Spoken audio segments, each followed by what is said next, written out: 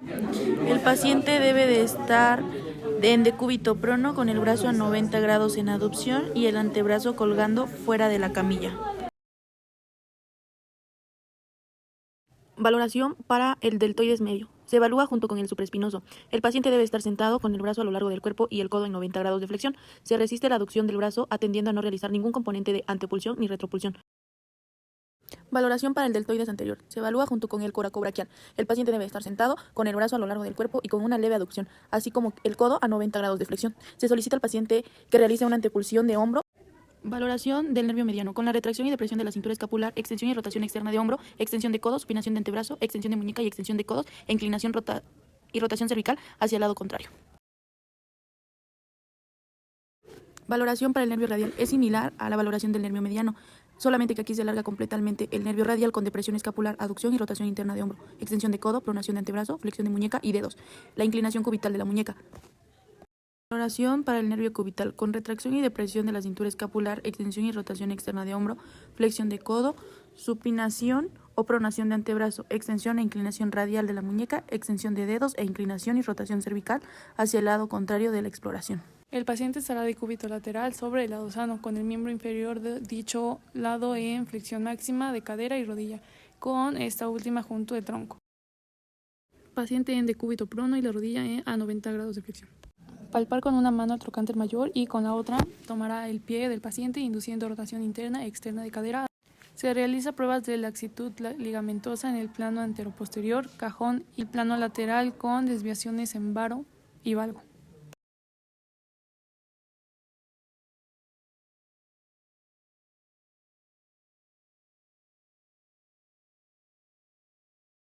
Se extiende con cuidado la rodilla y se le pide que relaje cuádriceps. A continuación empuja la rótula contra el surco troqueal y libera con rapidez. La gran cantidad de líquido que se encuentra en la rótula es forzada primero hacia los lados de la articulación y después vuelve hacia su ubicación anterior, lo que fuerza a la rótula a efectuar un rebote que se conoce como chapoteo rotuliano. Con la rodilla en extensión, el fisioterapeuta exprime el líquido desde la bolsa suprarrotuliana y el lado lateral hacia el lado medial de la rodilla. Cuando el líquido ha sido forzado hacia ese lado medial, hay que golpear con suavidad la articulación sobre el líquido que se desplazará por la cavidad para crear plenitud en el lado lateral. El hombro es situado en una posición confortable. El examinador con su mano libre abarca la cabeza del húmero y la desplaza anteriormente. El desplazamiento excesivo se va a acompañar de un chasquido. El objetivo de esta prueba es reproducir o incrementar la sensación de inestabilidad anterior del hombro. El objetivo de esta prueba es poner de manifiesto una inestabilidad glenohumeral posterior. Si es positivo en este test, lo que muestra la reacción de aprehensión normalmente dolorosa y la resistencia al deslizamiento humeral posterior. El objetivo de esta prueba es valorar el tono del psoas ilíaco. El positivo en esta prueba lo mostrará el déficit de separación. El objetivo de esta prueba es evidenciar una inestabilidad anterior de la articulación glenohumeral. Es positivo y se muestra en una reacción de aprehensión en los 90 grados de aducción. Valoración de la estabilidad en valgo del codo. Colocando el codo en hiperflexión y provocando una fuerza en valgo, al tiempo que se agarra el primer dedo del paciente flexionando el codo. El objetivo de esta prueba es detectar un pinzamiento femoroacetabular anterior o un desgarro de rebote. Fuerza superior e inferior aplicando al codo en flexión y el antebrazo en supinación.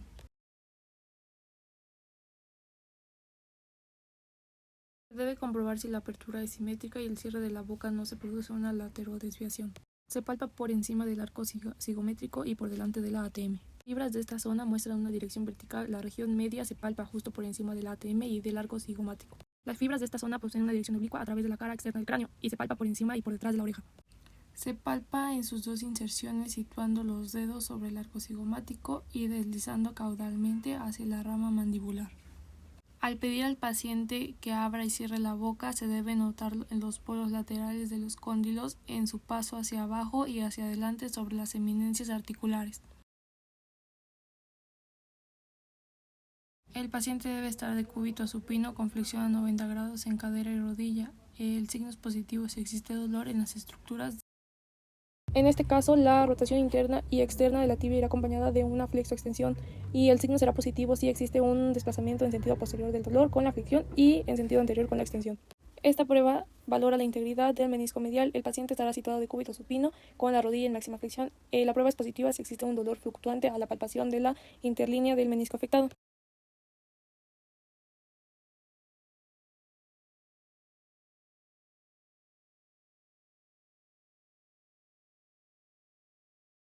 Valora la integridad del menisco externo. El paciente debe estar de cúbito supino con la cadera en abducción y rodilla en flexión. El signo es positivo si aparece dolor agudo o hay incapacidad para completar el movimiento.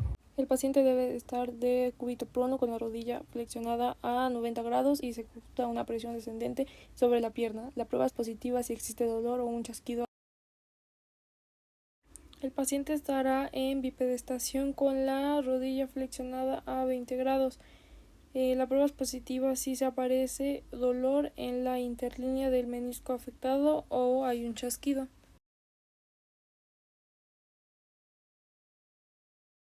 El objetivo de este signo es valorar la existencia de una condromalacia rotuliana. El paciente debe estar de cúbito supino con rodilla en extensión. Si hay aparición de dolor es un signo positivo. El objetivo de este signo es evidenciar un daño en el cartílago rotuliano. El paciente debe estar de cúbito supino con rodilla extendida. Si hay dolor o aparición de un bache en el movimiento, es un hallazgo positivo. Con el pie en posición neutra y la rodilla en extensión, se ejerce una tracción con una mano desde la parte posterior del calcáneo. Se busca una laxitud máxima comparándolo con la misma maniobra en tobillo sano. Esta maniobra explora la sindesmosis. La aparición de dolor en la sindesmosis sugiere lesión de esta. Se realiza presionando en el tercio medio de la pierna, la tibia y el peroné, lo cual provoca dolor distal a nivel de la sindesmosis, sugiriendo también una posible lesión de esta. El objetivo de esta prueba es evidenciar una insuficiencia del ligamento cruzado anterior. Acontece en supino y resalta externamente, se manifiesta como un salto del platillo tibial lateral delante del cóndilo femoral, lo que puede ser palpable y doloroso. Se produce un desplazamiento anterior. Si viene acompañado de un chasquido o una aprehensión, dará positivo a la prueba. Este signo es para comprobar la estabilidad glenohumeral inferior.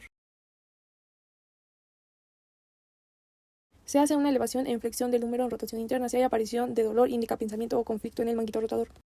Se hace una elevación activa del codo. Si provoca dolor es porque existe conflicto anterointerno.